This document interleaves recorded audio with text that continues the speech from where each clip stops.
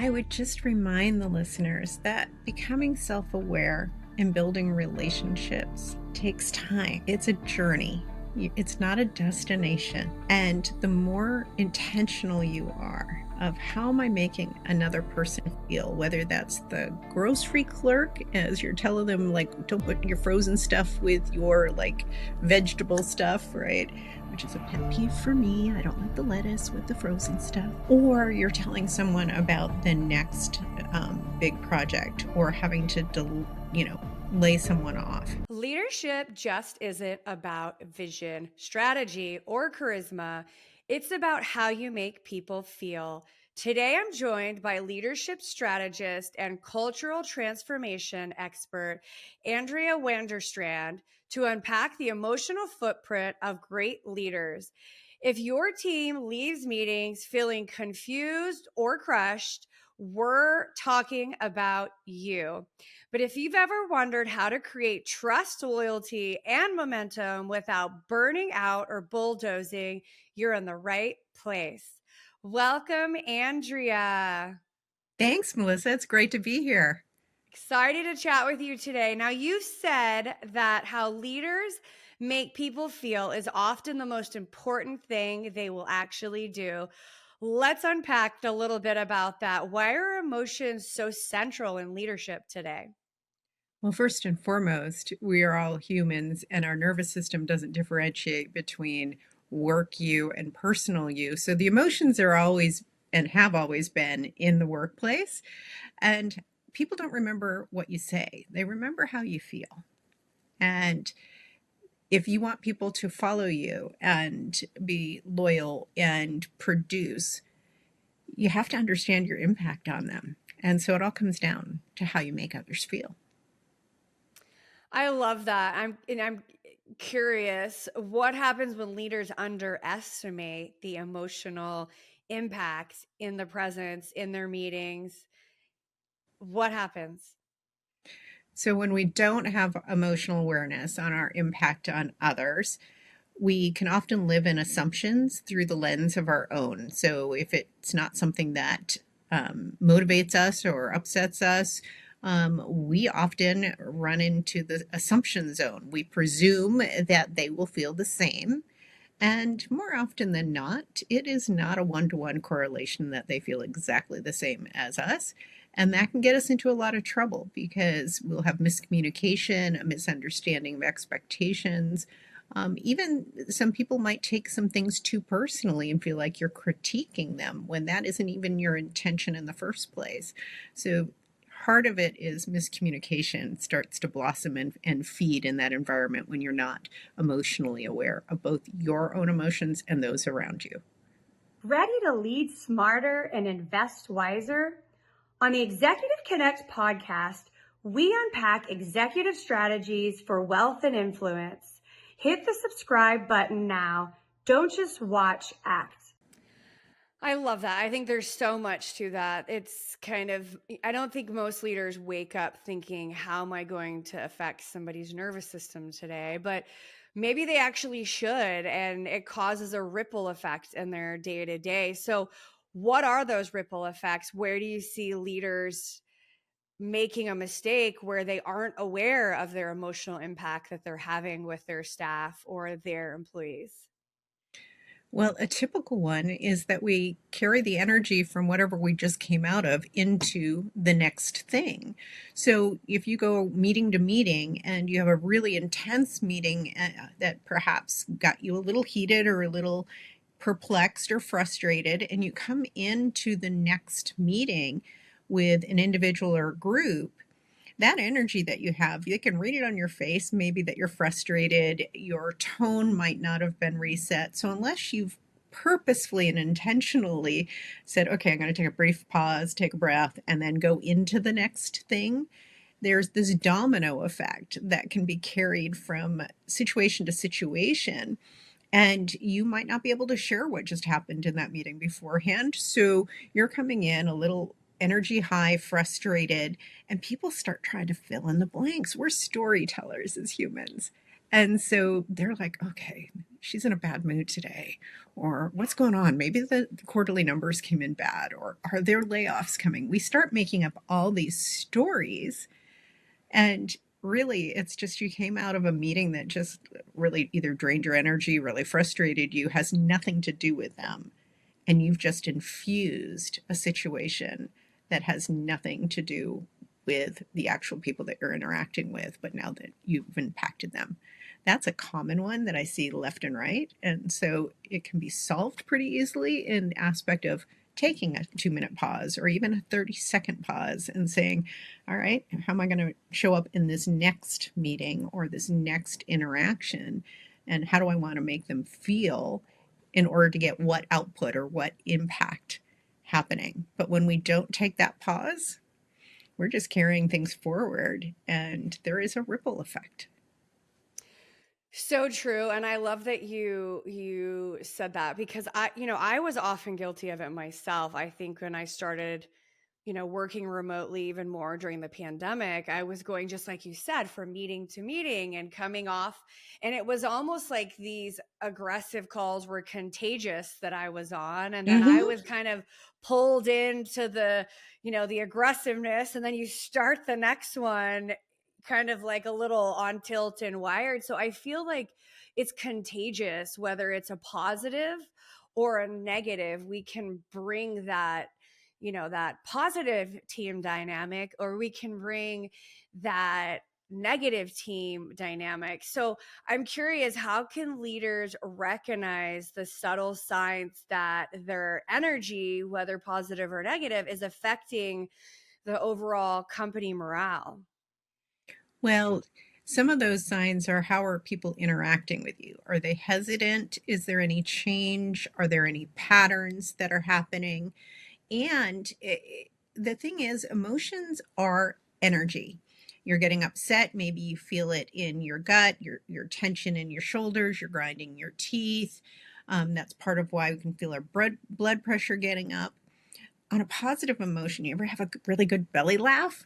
You can't stop it, right? So the energy of an emotion wants to get out. So unless we set an intention and release that energy or reset that energy, it's continuing on. It's going to happen whether you want it to or not. So you might as well get in the driver's seat of that energy for yourself. And so that is the number one thing I tell leaders and just colleagues in the environment.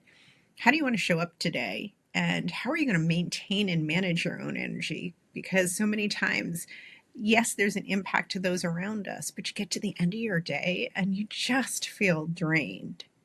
And what if you could end your day and not have that drained feeling because you've been managing that energy in a way that serves you and those around you in a better way? This episode is brought to you by Summit Ventures. If you're an accredited investor, Summit gives you access to one of the greatest tax advantage opportunities: direct ownership in oil and gas. Their projects deliver what they call the triple play: cash flow, equity growth, and powerful tax benefits. And here's the best part: these investments qualify for 1031 exchanges. That means you can roll gains from real estate into energy while deferring capital gains. To learn more and get a free white paper, Oil and Gas Demystified, just visit www.summitven.com/executive connect. Yeah, I love that. So let's talk a little bit about emotional intelligence in action. So I often find that emotional intelligence is a little bit confused as being soft, but it's really about being more strategic with your emotions. So can you break it down for us on how emotional intelligent leaders behave differently? So there's three main parameters of emotional intelligence. First and foremost is, I understand and comprehend and can regulate my own emotions. The second tier is, I can interpret and understand other people's emotions and perspectives. And the third dimension is, I can adjust my own behavior in accordance to what I see in the emotions and perceptions of others in order to influence the outcome that I want to have in the interactions. And so you start with how self aware are you? And self awareness is a journey. You don't just become self aware. It's not a destination. It's not knowing your strengths and your weaknesses. That is part of it, but that's part of the story. It's understanding what activates you, what gets a trigger for you, because emotions are based primarily in our memories. It's not, and our fears of something that's going to happen versus the actual situation that we're in. For the most part, obviously, a terrifying situation, the proverbial tiger hunting us, that is in the moment. But in our human interactions, we're often carrying, sometimes people call it baggage or just the memory load of what we anticipate might be happening next. And so for emotional intelligence is the more that you are aware of how your emotions show up for you, what can activate a emotion that gets you out of a comfort zone, perhaps puts you into fight or flight. Identify emotions that also really invigorate you, and what are some things that you can do to move that forward. The more you understand yourself, you start seeing it in the wild of your everyday life in others. And it's often with assumptions, so you have to go and validate and ask them on their perspectives.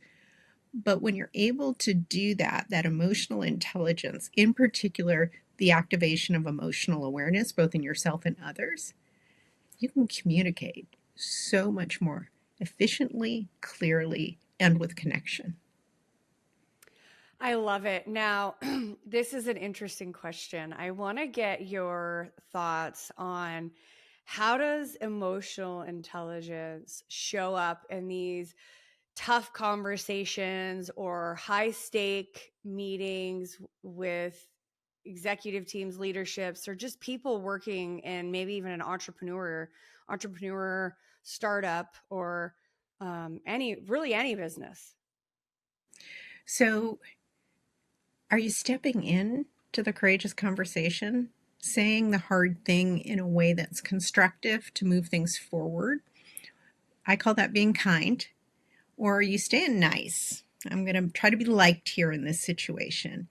And nice is all about in service to us versus the outcome for the company, the effort, the project, the other person, versus being candid through kindness in a way that moves things forward, not a blame game, not breaking somebody else down, but moving people forward to the objective in observations and being there in partnership. And how can I help? Here's the patterns that I'm seeing. I'm curious about how you're feeling about this. That curiosity in that emotional intelligence to really understand the perspectives and the emotional state of those around you is the differentiator between you moving things forward and you actually closing other people down because they go into fight or flight. Right. And it's active listening to what they're saying versus kind of listening to respond.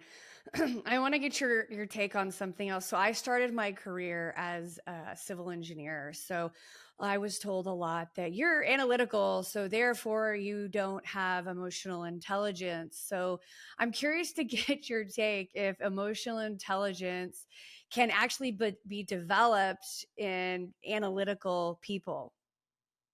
It can be developed in anyone, right? We might have our preferences. Some of us like some data, some of us like a framework. Some of us want to be totally social and go out and, I mean, a nightmare for me is a cocktail party. Put me on a stage in front of 3,000, 10,000 people. I'm very much comfortable. But that doesn't mean I have less intelligence or more emotional intelligence than somebody else. Somebody is an introvert and they prefer to do that. It's how much do you understand yourself? And are you curious about those around you?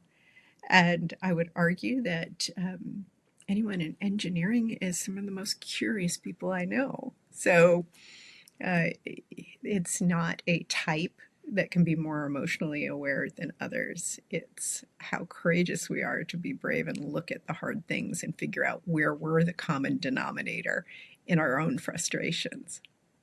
I love it. So true. I thought it was pretty funny when I heard it. You've coached a lot of executives. So let's talk about the mistakes. I find we often learn the best from the mistakes. So, what are the subtle way leaders unintentionally create fear or confusion with their staff?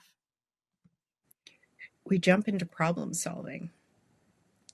So we set up our own demise for our time by wanting to have it done exactly our way, or in answering everyone's questions rather than helping them figure it out for themselves.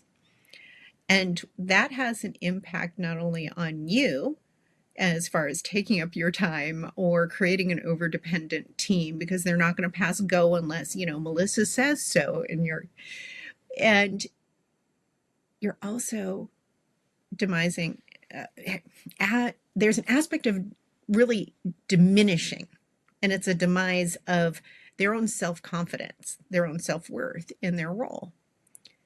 So the more you're actually giving the answers and saving the day or helping people out, and I say helping with little bunny ears here, you're actually making people less confident in their own choices. You sure as anything don't have autonomy. And you're also making it harder for them to own the accountability of their outcomes, because you're actually prescribing it to them rather than involving and engaging them in how the outcome is achieved. Yeah, well said. I find that early in my career, I felt that leaders that were really inconsistent with their tone, their priorities, one day they were happy, one day they were sad. I mean, I felt whiplash a lot with different leaders that I reported to. Do you believe that that impacts trust over time when leaders are very inconsistent with their own emotion, how they're delivering um, their tone, their priorities, their attention to their team? Absolutely. When you're reacting rather than truly responding, it's often born out of a fake it till you make it environment. And that's a mask that you're wearing. And so when that mask falls down because something's failing, and something will always fail, right? Nothing's perfect. There is always going to be, a missed deadline, or some assumptions, or some forecast that's off. There's In business, it's never exactly to plan.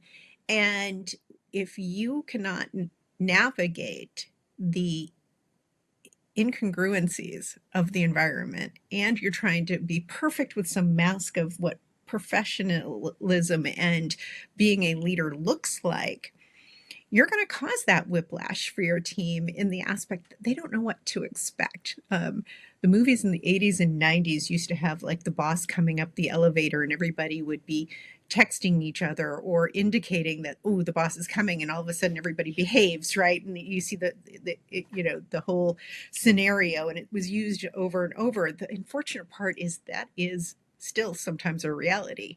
Folks are going to show you what they think you want rather than providing you what you actually need. And thus, you are not creating an environment where people trust you because you're inconsistent. And it also makes it hard for you to trust them because they're just waiting to react to what you're doing rather than truly responding because they know what to predict. I love that example because that movie Devil Wears Prada, I don't know if you ever saw that movie. It popped Mm-hmm. right in my head where everybody, put their heels on, took their tennis shoes off and got ready for I forget whatever her name was to arrive. But let's talk a little bit about the ROI on leveraging emotional intelligence. What's the payoff when leaders focus on how their people feel versus, not that we don't watch what they're doing, but really when we lean into how are my people feeling? Today, we need innovation, we need agility, we need to be able to respond in the marketplace. You need creativity and on the spot thinking to do that.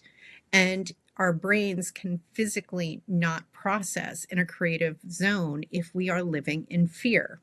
Folks go, oh, they're not fearful. I'm just tough on them. That's a form of fear. The fear scale can be extreme, or it can be just an undercurrent that's constantly in the stress there, that there's high expectations. But if you really want your people to be agile, be innovative, be able to respond to your competition, create new things, you got to keep them in the creative zone. So if you really want the ROI and you want to be able to beat your competitor in the marketplace, and you want to be able to, meet or exceed your objectives, the only way you can do that is to have a team that is in the right mental space to be creative and not closing down in anxiety and fear. Now, what do you think the biggest myth about emotions in the workplace is, and maybe one that you wish we would retire for good? Well, the myth of there's a professional you and a personal you. Your central nervous system never gets that memo. Your emotions are with you 24/7 because they're part of you. There's just you as far as your nervous system is concerned. And I would dare say that when we talk about work-life balance, one of the challenges I see so many of my clients have is the ruminating that they do over the weekend or after hours. They're not at work still, but they're still engaged in work. And they're replaying the argument that they had or how they tried to influence somebody else in the organization. They're nervous about the big presentation with the client tomorrow.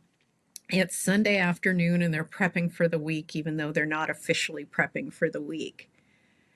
And so when we can step back and really separate out the fact that we are not separate, but what I mean by separate out is acknowledge that we have emotions about work, we have emotions about our personal life, we have emotions about everything else around us. How do we want to manage the energy of those emotions in order to serve us, our families, those around us, our work environment the best? We have to acknowledge that there's only one you. There's not a work you and a personal you. They're attributes of you, but there's no real difference at the core of your emotions. Are you someone with a demanding job, but tired of the 9 to 5 grind? What if you could build a profitable side hustle without sacrificing your full-time career? Our new partner, Book Profits, can show you how to turn your limited free time into a thriving online business. Learn how to find, sell, and profit from used books, all on your schedule from the comfort of your own home. Not crazy tech skills needed and no major upfront investment, just simple strategies that fit into your busy lifestyle. Visit the URL on the screen for a free training today and learn more. I love that because I think more workplaces need that. I would say a large majority of the ones that I know or the people that I'm very close with, they don't have work organizations where people really know who's working with them. We understand, the football games that they watched over the weekend, but we really don't get to know the deeper side of our peers. I feel like it's not something that's prioritized a lot of times in culture these days, and maybe it's just my experience, but I rarely get to hear um, in my industries people say that they're seen and heard both personally, professionally, because it is that armor that we put on our way to work, and everything's great, and so I love that you mentioned that because I do think it's a muscle that we need to build. It's not something that's normal and comfortable. So for leaders who are listening who want to do better, but aren't really sure how to start to unpack that emotional side of the employees that work for them, what does practicing the emotional intelligence muscle actually look like in practice? It comes back to how do you want to make people feel also. And if you really want outcomes that allow for you to have the success in your team, you have to engage them in a way that they stay creative. Now, I want to clarify. I think sharing and being aware of emotions in the workplace is important. But I also think that it's a forced environment. You can't choose your coworkers all the time, like you can choose your friends. My mom also says you can't choose your family, you can only choose your friends. And that aspect is you don't have to overshare either. They don't have to know everything. In fact, they 100%. probably shouldn't know everything. And especially in a manager and employee relationship, you do have a power dynamic at play. So we'd be remiss if we didn't like acknowledge the fact. That said, how do we show up with empathy and caring? How do we show up without this mask of we've got to be perfect and own our own mistakes, own when we are a bit more human than maybe we want to be?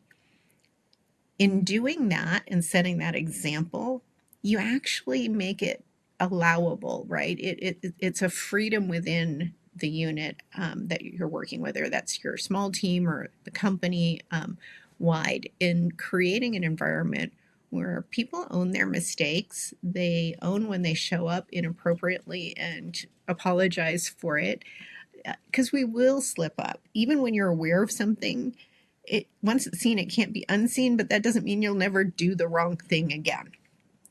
And so that human centricity of, all right, this happened, how do we move forward? And the focus on the relationship, both with yourself, with your team, and with your customers. Customers are more relationship focused than they were previously because they can find out all the bits and bobs that you're selling on your internet website.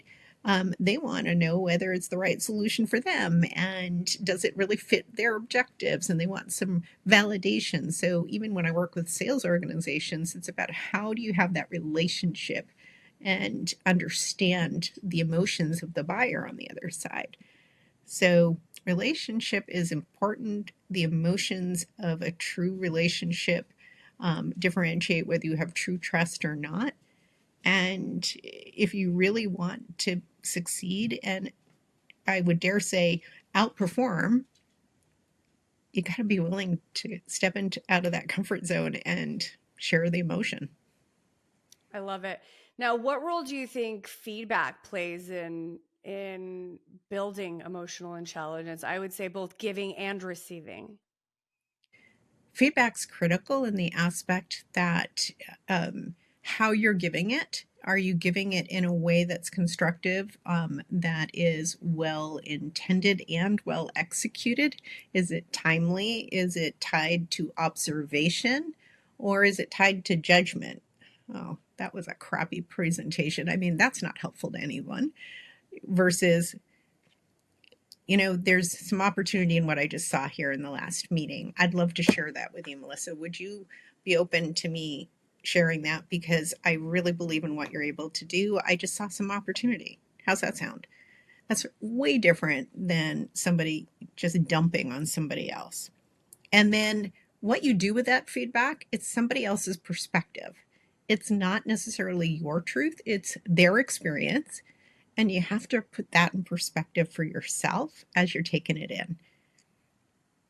Yeah, and not always shooting over everybody. You should have done this, you should have done that, and really just giving it's an opportunity to do better versus, telling people what to do.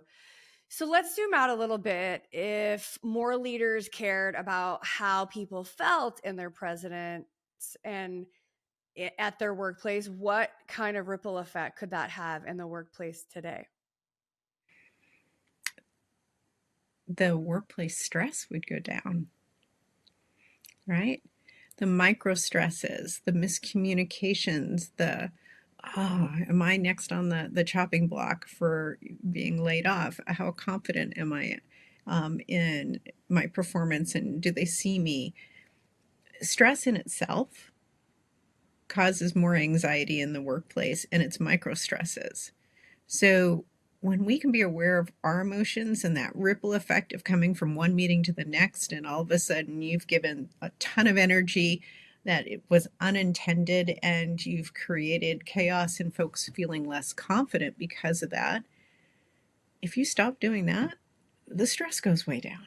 And who doesn't want an environment where it's less stressful? So, to me, lowering the stress in the environment by investing in understanding how your own emotions are at play, the impact it's having on others, and then being aware of others' emotions, it's the most impactful thing you can do in a short time period to accelerate results. Yeah, and I think about like the long-term effect too. I mean, I would think that, and I've not read a case study or know if this is a true statement, but when you're not stressed, you're probably not seeing the doctor as much. You're probably not as sick. You're probably not using your insurance as much. Things are, when people are wondering and they don't trust, they're probably spending a lot of time thinking about things that may or may not even be there. So it's wasted work effort versus just working in a place where you're understood and clear on what the total vision is. It's easier for people to do their job and show up and work those 8 hours versus somebody that doesn't feel heard. Somebody's always shooting on them. It's kind of a downward spiral. Yeah, and it for every miscommunication, you're doubling the amount of time to get the output that you're trying to get.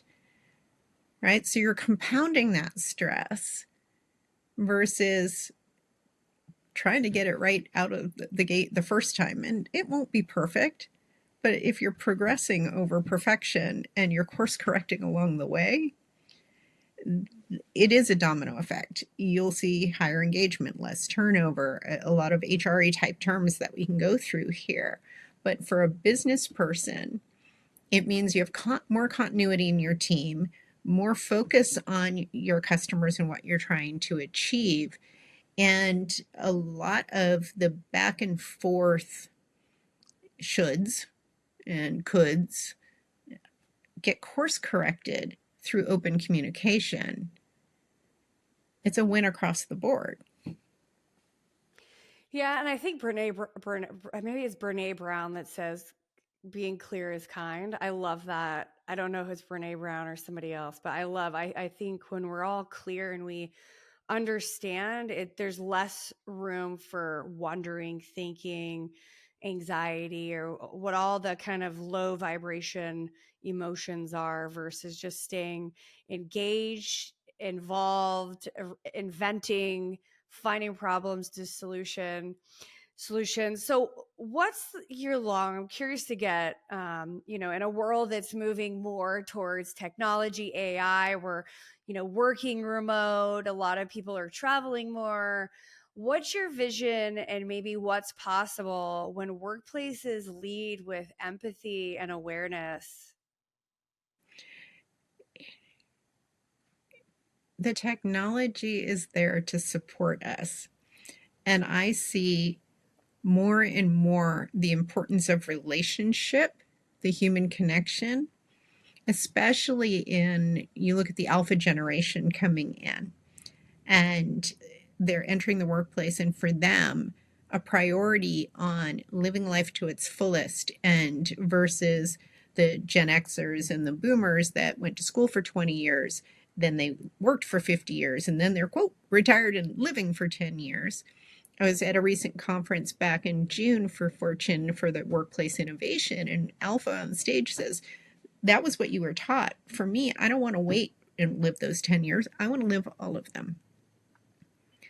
So this is not just doing the right thing for those that are in the workplace, it's what's coming, this expectation of more of the connected humanness in the rise of AI, in the rise of all of the technology that is serving us.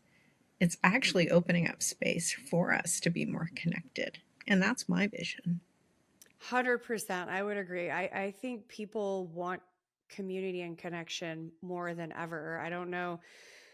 I feel like you were saying at the beginning, it's meeting to meeting to meeting to meeting. And then just breaking from that, sitting in front of a screen all day is such a beautiful thing. And so I agree. I think there's so much room for improvement here. I want to get any final thoughts or anything that we didn't touch on today that you want to leave with our listeners. I would just remind the listeners that becoming self aware and building relationships takes time. It's a journey, it's not a destination. And the more intentional you are of how am I making another person feel, whether that's the grocery clerk as you're telling them, like, don't put your frozen stuff with your like vegetable stuff, right? Which is a pet peeve for me. I don't like the lettuce with the frozen stuff. Or you're telling someone about the next big project or having to, lay someone off. The more you can focus on what's my impact simply by just showing up, what energy am I putting out there, and how do I actually want to be remembered, that's all in your control, and it starts with you. So true. Well said. Thank you so much for being here today and sharing your knowledge with our listeners. What is the best way to connect with you and learn more about the good work you're doing? The best way is I'm pretty active on the LinkedIn platform. I post 5 days a week, and so you can follow me there. You can also reach out at a3culturelab.com, where some of my services are listed. And in 2026, my Mindset Maven cohorts of resetting your own mindset and increasing your own performance will be available for enrollment. Thank you so much for being here today, Andrea. That's the Executive Connect podcast. Thank you, Melissa.